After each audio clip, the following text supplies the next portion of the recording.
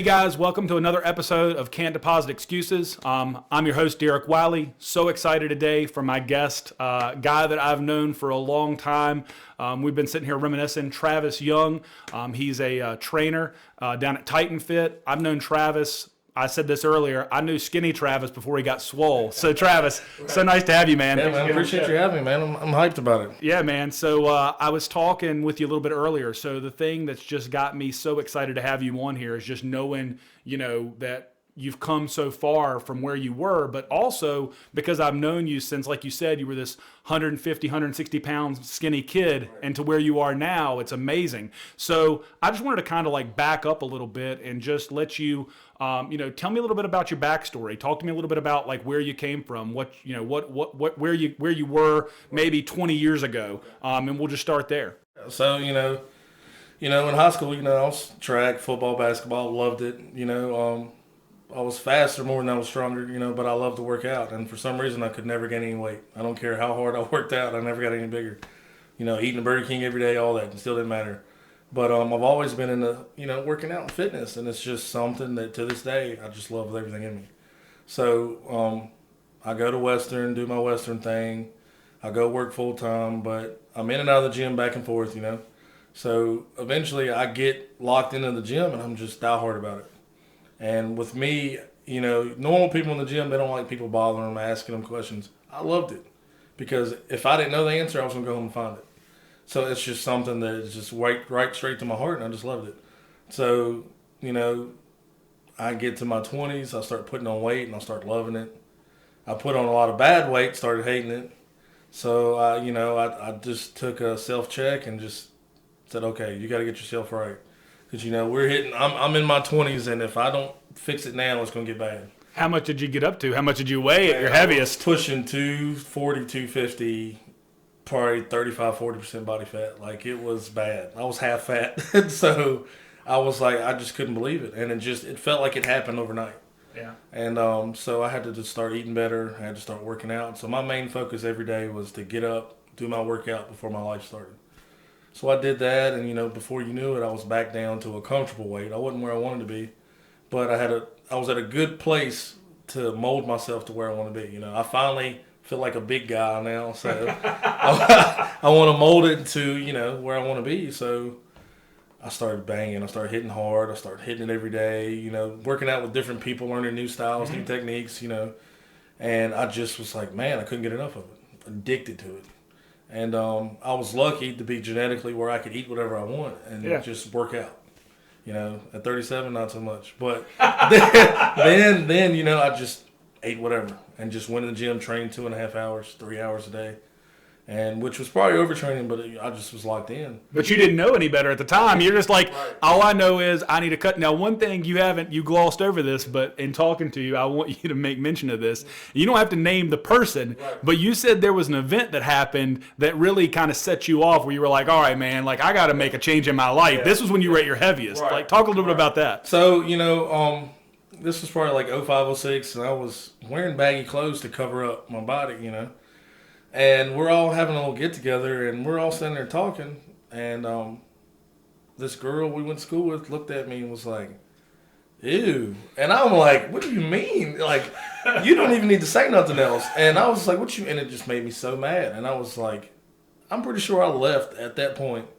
I think you told me that the next time you went to that might have been like where you were like, I'm going to get back in the gym. Yeah. And you said you did a thing that day. Like, what did you do that first day after she said that? You went in there and some cardio, it sounded like happened. Yeah, so I went and I got on the treadmill, man, and I ran 3 miles. And it's just like, I just had such a fire burning in me. I was like, I'm not stopping until they break off. Like, and I just set a pace, and I just ran. And all I did was replay her saying it in my head over and over and over. And then I started picturing, it started being more of a goal instead of a vengeance, So once that started being a goal, I started just being comfortable about it. Like, and I would just run every day, and it would just get cool. I loved it. It wasn't no pressure on me. Mm-hmm. And every day it got easier. It got easier and easier and easier. And then, of course, I didn't have to run as much. But then after those 3 miles, I would get on the bike for 2 or 3 miles. And then, I was wearing a sauna suit. So, you as a wrestler, you know how it is with that. Or a trash bag, whatever you want to use. And Yeah. I mean, I was just throwing sweat everywhere. It's like everybody would follow me to the gym. It was just a puddle of sweat. And I was like, oh, well, like every day this is what I'm doing. It wasn't the healthiest in the world, but like you said, at the end of the day, all you knew was, hey, man, I'm not where I want to be. Right. My life's not going the way I want it to go. I'm heavier than I've ever been. Because like I said, I mean, just like when we were in school, like you said, you were the fast guy, Right. 150, 160. Like, Travis had speed. Right. And then all of a sudden to go to that, it's like, man, sometimes, wake-up calls come in all different shapes and sizes. You don't know how that's going to happen or who's going to bring that about. But that moment that happened, it sounded like it flipped a switch inside of you, and you were just like, all right, I've got to make a change, and you did that. So now you do that for a while. At any point during that process, are there any setbacks or any times where you kind of fall off the train and have to get back on, or is it just a straight shot? Yeah, so, I got my weight down to, 205 or whatever, and I started working full time again. So the times I was running those 3 miles and stuff, I had just had my son, and I was actually being an at-home dad. Like, I got laid off for like 6 months, so I was with him all day. And I would take him to his babysitters, and I would go to the gym and come back. Well, then I started working full-time again. We're going from being at home all day to working 8-10 hours. The gym's the last thing you're thinking about. But I had to make myself go. So I still went. It slowed it down a little bit, but I was still maintaining. I was still maintaining. I wasn't hitting as hard as I was, but I was still going. So I got back, and everything got normal again, and then I got back up to where I was hitting it 5, 6, 7, 7 days a week. Like, rest day. I can't even find the rest muscle. Where's the rest muscle? So I was just like, nope, 7 days. Which is, knowing what I know now, rest is just as important as your workout.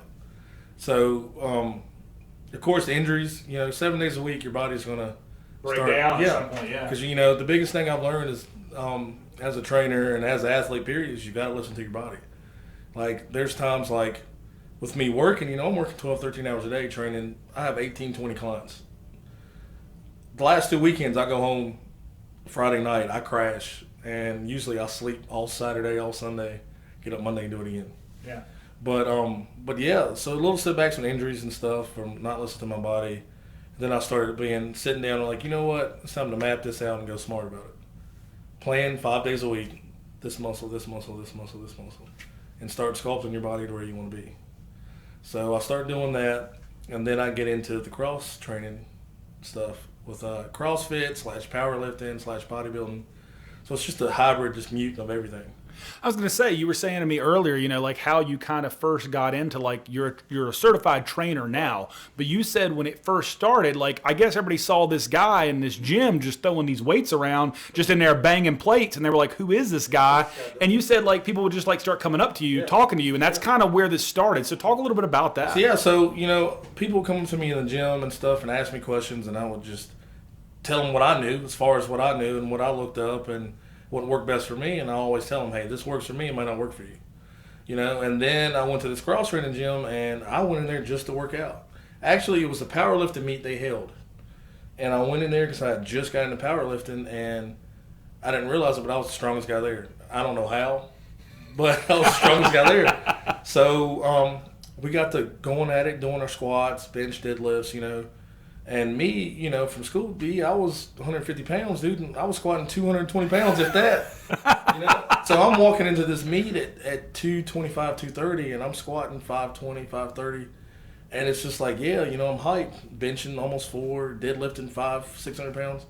And these people are looking at me like, what the hell? They're like, man, this guy's some genetic freak. Yeah, right. Yeah. But at the same time, I didn't have a magazine body, I had a powerlifter's body, I had big arms, big legs, but I had a little power belly on it, Yeah. But everybody would stop and watch me lift, and I didn't know how to take it because it was weird. I've never had that attention.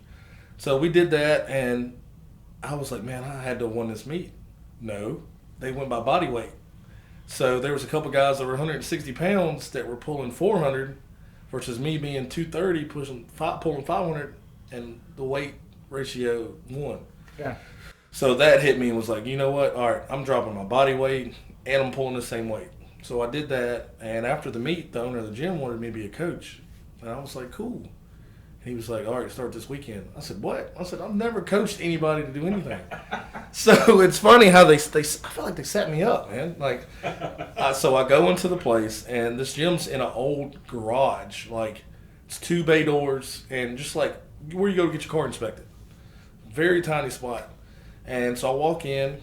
His wife was there to get me set up, and they had the workout on the computer screen. And all I had to do was coach everybody through it. So I walk in. She's like, hey, this is your class. She left me. I'm like, what? So I'm sitting there looking at the screen. I was like, all right, I guess we're going to do this. And I've had to show everybody how to do everything. And at that point, I was like, you know what? I need to learn this 100% because I didn't like that feeling of not knowing what to do, like more of a panic and a nervous feeling. Yeah, you didn't want to be the guy like giving advice and being like, but I'm not 100% sure about all the technique and everything in here, so I don't feel comfortable, being the quote-unquote expert if I don't really know everything I feel I should know, which is a good thing to have because some people in that situation would have been like, all right, let's just roll with it. Just wing it and just make it look like, hey, I'm a big guy. I can kind of make it look like I know what I'm talking about. And you were like, nah, it's not good enough for me. And people would get hurt that way, Exactly. So I'm teaching these women how to squat. So when they'll go up under the bar, empty bar, and they would step back and they would squat. So when they would put the bar back, they would push it over their head and rack it. I'm like, no, we can't do that. I said, I can't have you getting hurt. So, I turned into just a form freak. Mm-hmm. I studied form, I studied every different way. Like if somebody's femur's this long, femur's this short, foot stance. Like I just went nuts with it. I just got so addicted to it that I was like, you know what? I'm perfecting everything I do. So I started getting really good at the coaching. I started getting to where, okay, I got so good at it, they start letting me make the workouts. So I made the workouts every day. So then once I started doing that, the gym started getting packed because people word of mouth like, hey, we got these hour-long classes, man, and you start feeling good. And I'm sitting here, my confidence is just rising, Yeah.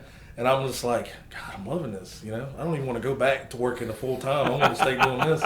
So I do that, and it just keeps getting better and better. And then the big part of it is I started getting to like a bond with these people, You told me earlier, too, you said like some of these first classes, there were a lot of classes of women. Yeah. And you said that, part of like what kind of drew you to it, it's the change that you'd make in their lives. Yeah. Because of their expectations. Like, tell me a little bit about like what their because you work with different people now and different types of athletes. But when you first started, I mean, you're working with people that I think a lot of them, it's like they're just working out for the first time, and you might still work out with some of those people, but especially then it was different. So talk a little bit about that. I love training the people I train now. Like I'm training a lot of athletes, a lot of kids in school, but to start with these women and some guys that were so humble to begin with.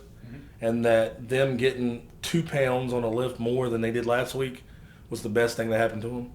Like that is what made me fall in love with it because we did a class and they gave me 60 minutes of everything they had. There was no, hey, come on, I'm going to need you. No, I didn't have to like pep talk anybody. All I had to do was say, here's what we're doing, check their form, and we would be good. So it started getting to where people start showing up more and more. And the same people. So we start getting a family. And these people would text me on the weekends and be like, hey, Trav, guess what? I'm down 15 pounds. I'm like, dang, that's dope. That's good. Then next person. So it's like every week, 10, 12 people are texting me like, Trav, I haven't been to this weight since I was blah, blah, blah. And it's got to feel good to you because you're changing their lives. Right. Yeah. So, and little did I know that I was there to change their body. And so with me changing their body, their lives got better. They got happier. People were dealing with depression because there's a lot of people that look great in high school, have kids, life hit them, and they just hate themselves. That was you. Facts. Happened to you. Facts. Yeah, you didn't go from like I know you when you were 17, 18 years old. You weren't 220, ripped. Like you said, you were the skinny kid that went from a skinny kid to working a job to getting big, not big in a good way, big in kind of a bad way, and then made a change. So I think you probably see a lot of yourself in these people that you were training, and you're like, I'm not that guy that was like, I've always been fit, and so I can't identify with you. It's like, I know where you're at, and I'm proof positive that you can also do this, because if I can do it, you can do it. And it sounds like that when you started to see that change in people's lives, it started to affect you in a way that just made you want to get deeper and deeper into it. And it was a personal thing to me at that point, because I had been there, because I tell people all the time, they be like, dude, you've always looked like that. And I said, no, I have not. And I said, I've been at both ends of it. I've been completely skinny where I couldn't gain weight, then big where I felt like I couldn't lose weight. And I said, that's what makes me the trainer I am now. I'm not giving you stuff that's generic or stuff. I'm giving you stuff that I've seen work. And I'm stuff that I know that it hurts your feet in the nail, or your knees are hurting, or your lower back's hurting from the weight you put on. I like to change people. And what walks out of this gym is process and proof of what I do, you know? Yeah. You know, so it just hit me in the heart, man. I just fell in love with it. Now, you said before when we were talking, you said when you first started, you know, they asked you to be a coach. And that was based purely upon just what you were doing in the gym and like kind of what you looked like and how you're able to throw weights around. They're like, we'll have you coach. But you said, you know, coaching is one thing, but, you know, this eventually led to you wanting to become a trainer and become certified. So talk to me a little bit about the certification, what that process was like, how that, I think you said it was hard. Talk about like what got you on that path, what certifications you have, and what you had to do to get those. So, you know, when I came on as a coach at that time was just read through the workout and instruct people to do this next. There was no, you were nothing. Like you just was there to guide people through. So I got to where I wanted more. I'm helping people just by pushing them through the workouts, but I wanted to start come up with my own workouts. And with that, I wanted to learn as much as I can. The only way to do that was to get certified because I needed to learn the in and out of everything. So I took this certification. It was called Fit Tour, and it was only $80, and it was the bare minimum to train in the gym and could be considered certified. So I did that first just to see if I was going to like actually personal training, you know. So I took that, and that was super simple. It was 100 questions, multiple choice, open book. I don't see how you would learn anything, but I did. And I did that for a little bit, and with the group classes of me coaching, I personal trained on the side, just 1 or 2 people to test the waters. And then it got to where, you know, I'm liking this a whole lot better than a group class because I like giving all my attention to somebody for the full hour. Yeah, focusing on one person, yeah. 15 people in an hour. I'm going here to here to here to here to here, fixing form, going back and forth. Next thing you know, the hour's over, and like you spent a few like seconds with each person, but you didn't spend a lot of one-on-one time. Yeah. So in my head, I'm not feeling I'm doing enough with 15 people an hour. It's 10 minutes long in my head. That's what it feels like. Yeah. So I started working at General Electric, and you know I did that for the most part, but I kept doing the group training with the Little Fit Tour certification. And when GE announced they were laying off everybody, they gave us the Trade Act, and they would pay you to go to school for a trade. They would pay for it and everything. So I reached out and was like, yo, can I get certified with this? And said, I know I'm not welding, I'm not being an electrician or HVAC. They had to look into it. So it was this long process of like, yeah, we'll approve that. So we'll do personal training, and I was going to be a physical therapist. I was going to do both of them. Mm-hmm. So I put them together in the cart. They paid for it. My certification came to $5,000 just for the personal training. Mm. But I'm a master trainer because it's any and everything you can have in certification. Well, then they told me being a physical therapist and that certified master trainer, it's just too much to take on at one time. So I cut the physical therapist out and just did the CPT. So 22 weeks while I'm at GE, I'm learning, I'm reading books, I'm taking exams, quizzes. And, man, it was the hardest thing I've ever done in my life. But it just showed me the body in and out, you know, and it just made perfect sense. And with me learning what I learned, it's like I would go to a gym after I did my schoolwork, and I would just watch people work out, and everything I learned would just churn in my head of like, all right, that's why this does, blah, blah, blah. And it just like, oh, my God, this is what I want to do. You said you felt like you were going to be I think earlier you were telling me, like, I thought I was going to be a doctor after those 20 Yeah, man, dude. Like the stuff they taught, and what they showed you, like, I felt like I could have did open heart surgery after I did it because it was just so intuitive and deep, and it just broke stuff down to more than I ever thought I ever needed. Yeah, yeah. Well, let me ask you this. I mean, we've talked for a while. I mean, is there anything that, you know, you've looked at where if you could go back in time that you would have said, man, I wish I would have known this before I started on this path to training. Like, I wish I would have known. I mean, I'm sure there's a lot of things you wish you would have known and a lot of things you've learned, but is there anything that stands out to you? Like, man, I wish I would have known this early on in this process. My thinking's different. Like, I look at everything I've done, and I like what's the path I've taken, you know, because it humbles me to death. Like, because I know I started in a gym not knowing hardly anything but how to train myself. And now I can sit there and you can come to me. And the craziest thing, me as a trainer, a lot of trainers write their workouts down for the day. Mm-hmm. I can't. I have writer's block. Like seriously, like D, if you were my client at 9 o'clock, you walk into me, your workout downloads to my head as soon as I see you. Yeah. And I can't write it down. I don't know what it is. And just from everything I've been through, it got me to that point. Yeah. And I've tried to write it down, and this works better for me. I was going to ask you too, one thing that I've kind of picked up on, because you've had a crazy journey from where you started to where you got to, but a lot of it's not just the physical, a lot of it's mental too. And I know you've talked before about, with some of the clients that you're training, you don't just become their physical coach, you become like maybe their mental coach, kind of almost like a spiritual coach. Like you're leading them on a journey, because that journey, that physical mental thing, like there's something to that. Like when you're physically feeling good, like this morning I went to the gym, went and worked out, lifted some weights. I'm not where you're at, obviously. I got to get, I'm more on the beginning. Like a girl told me, ooh, and I got to, I got an ooh face. I was like, I got to get back in the gym. But it gets you fired up. It like gets you going. But I think there's a correlation between those two things.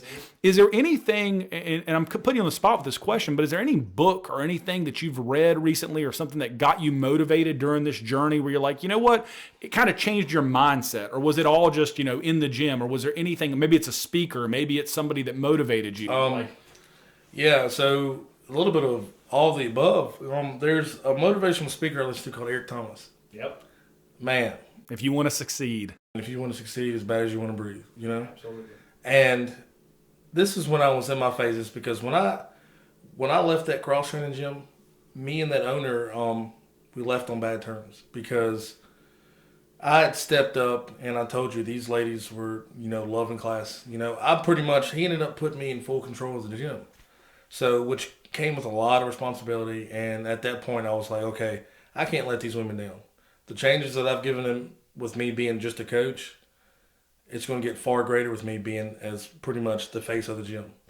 So I started making the workouts. I started being the customer service. I started being, hey, if you need anything, I don't care what time it is, give me a call, because I've got to have the mental right in order to have the body right, And there was a lot of emotion where they would come in and gain 10 pounds because they had a relationship issue or being sick, and I had to be there for them. So when I took control of the gym, the owner was a guy that just wanted to be in that limelight. I'm far from that, I told him every day. You've always been like a quiet dude, kind of behind the scenes, like that's not your style. And so with him, he was always in competition with me, And I would tell him, like, dude, I'm my own competition. I don't need you. Like, dude, this is your place. I'm just here to run it for you. Yeah. And we ended up ending on bad terms because he didn't like that the gym was turning into my face. Yeah. When I came to him many times and was like, I need you to be here more with me. I don't want to take over your gym like that. I said, I want us to run it right. And he just didn't care. Yeah. And then he turned it into his personal playground. So this gym didn't have mirrors in it. It had 4 squat racks in it. That's it. And we did a lot of like floor work, like push-ups, sit-ups, stuff like that. And he turned it into a Spartan race gym because that's what he was into. Mm-hmm. All these women that hadn't worked out in 10, 15 years, they're not going to go do a Spartan race after 6 months of working out. Yeah. And a lot of them fell off. So it started aggravating me because I'm just like, dude, you took this business and made it your personal pleasure.